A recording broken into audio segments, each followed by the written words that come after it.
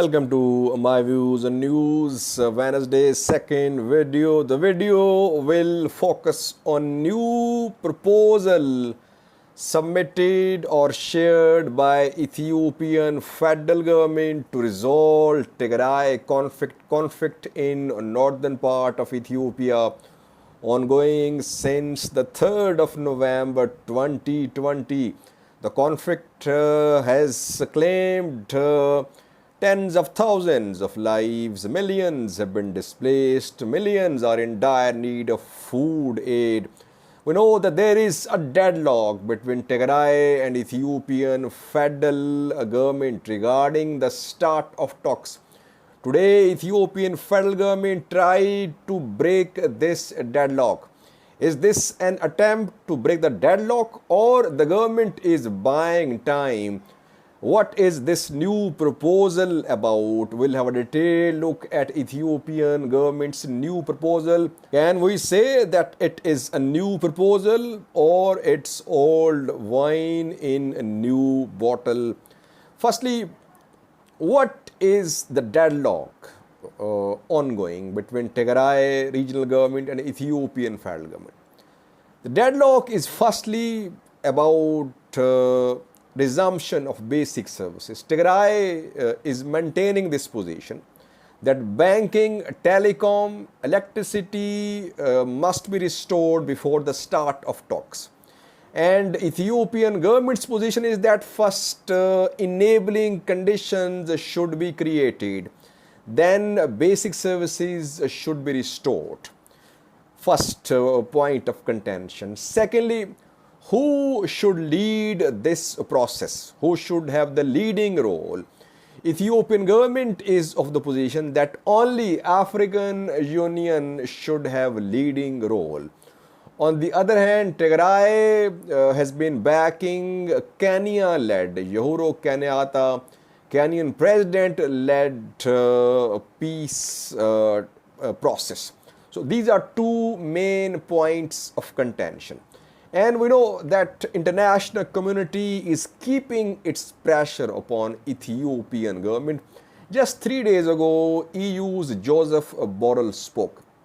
And we know that last year, EU suspended financial assistance for Ethiopia. And assistance has not been restored so far. In his talk, Joseph Borrell, EU's High Representative, mentioned 5 points that Ethiopia should ensure that these 5 points are implemented before EU's engagement with Ethiopia. The 5 points included like resumption of basic services in Tigray, unfettered humanitarian access to Tigray, thirdly, accountability, withdrawal of all forces, Eritrean forces from Western Tigray, and a ceasefire. And we know that US is also keeping the pressure upon Ethiopian government. Mike Hammer visited Ethiopia a few days ago. He is US special under the Horn of Africa, and he said in a talk with BBC that US was using its influence to convince Ethiopian government that it should restore basic services in Tigray, and that UN's investigators, UN Inquiry Commission investigators should be given access to Tigray by Ethiopian government, and the US was putting pressure upon Ethiopian government in this regard too. So EU, US both are keeping the pressure. Tigray says no talks until resumption of basic services.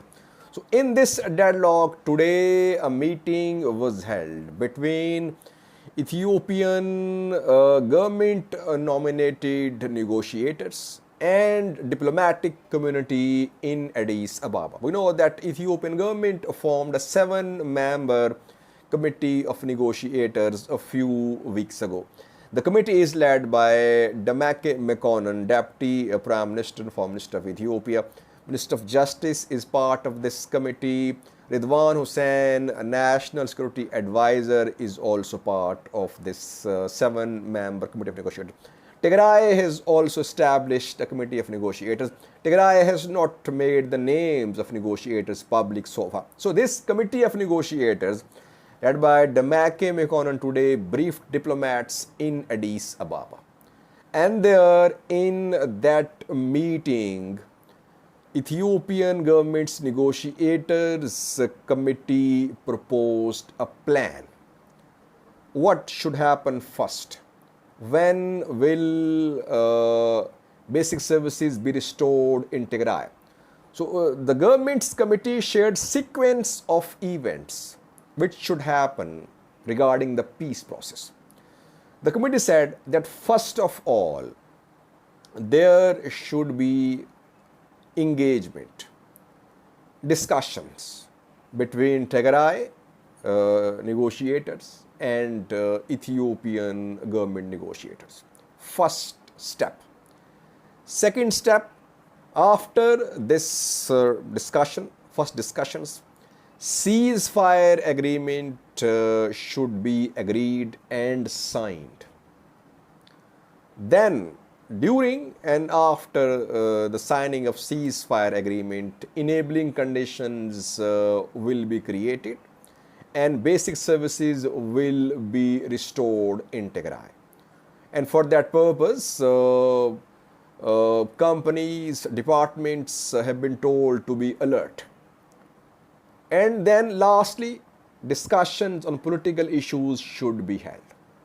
So it's a 4-step process which today was proposed by Ethiopian government. Discussion, ceasefire agreement, restoration of basic services, and lastly political discussions.